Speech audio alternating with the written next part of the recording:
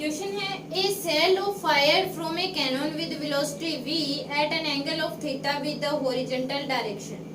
At the highest point, it is path it explode into 4 pieces of equal masses.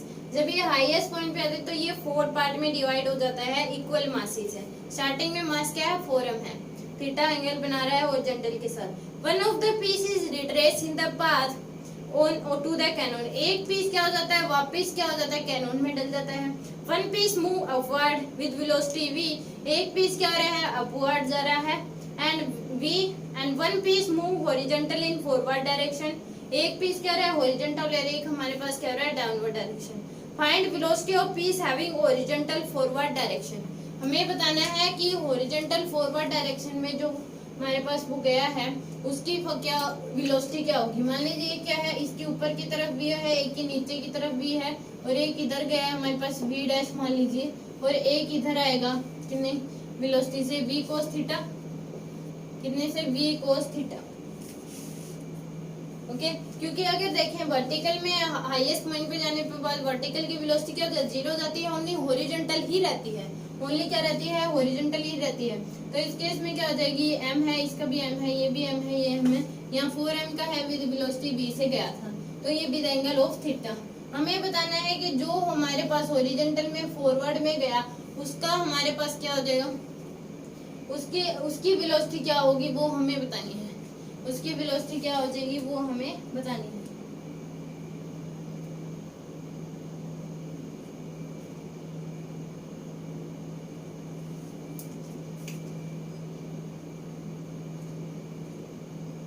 तो सभी का मास देखें तो m/4 हो जाएगा.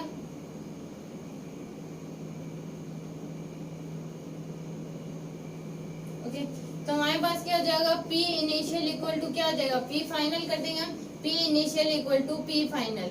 P इनिशियल इक्वल टू क्या हो जाएगा, P फाइनल. सभी का इक्वल मास है, 4m का था तो सभी का mm मान लेते हैं. तो P initial equal to P final. Initial क्या हो जाएगा 4m v cos थीटा हो जाएगा. जब स्टार्टिंग में देखेंगे तो हमारे पास वैल्यू क्या हो जाएगा 4m v cos theta. Okay equal to final अगर हम निकालें तो एक क्या हो रहा है, रिट्रेस बैक हो रहा है तो माइनस का आएगा, minus M we cos theta और हमारे पास प्लस एम वी डैश आ जाएगा. ये हमारे पास क्या आ जाएगा प्लस एम वी डैश और एक हमारे पास m we cos theta. Okay तो m we dash equal to क्या आ जाएगा हमारे पास 4m v cos theta plus M we cos theta. तो यानी कि m we dash equal to क्या आ जाएगा 5m v cos theta. 5m v cos theta तो v डैश हमारे पास क्या आ जाएगा, m से m कैंसिल, तो 5v cos थीटा हमारे पास क्या आ जाएगा फाइन. जो इसकी वेलोसिटी होगी वो क्या हो जाएगी, जो फॉरवर्ड डायरेक्शन हॉरिजॉन्टल फॉरवर्ड में जा रहा है उसकी हो जाएगी 5v cos थीटा. तो आंसर क्या आ जाएगा हमारे पास 5v cos थीटा. क्योंकि इसने कहा था एक रिट्रेस बैक कर रहा है, एक फॉरवर्ड, एक अपवर्ड और एक डाउनवर्ड. ओके तो इस केस में हमारा एक रिट्रेस बैक है तो वो नेगेटिव आएगी उसकी. तो P इनिशियल इक्वल टू क्या हो जाएगी P फाइनल. हमें पता है वर्टिकल और डाउनवर्ड में हमारे पास वर्टिकल में वेलोसिटी क्या हो जाती है, जीरो हो जाती है हाईएस्ट पॉइंट पे, ओनली हॉरिजॉन्टल ही रहती है.